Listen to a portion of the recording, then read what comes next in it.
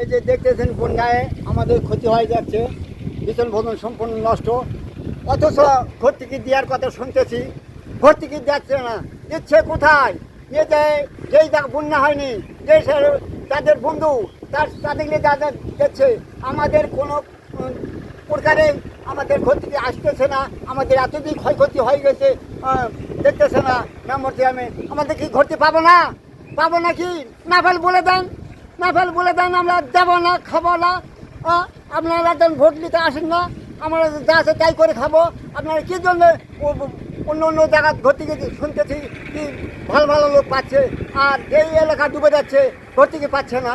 এটা কী কিসের কারণ? কিসের কারণ এটা?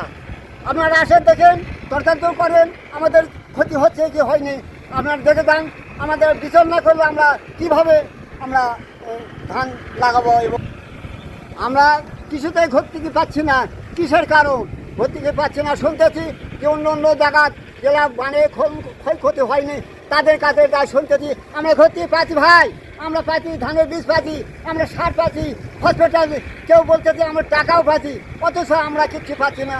যাদের ক্ষতি তারা কিচ্ছু পাচ্ছে না, যাদের ক্ষতি নাই তারা বলতেছে আমরা পাচ্ছি। ও দাদা ভাইয়া ধরছেন আপনারা, দাদা ভাইয়া আসেন, দিয়ে যান, কিন্তু আমাদের ক্ষতি হচ্ছে, আমাদের ডাকতেছেন না।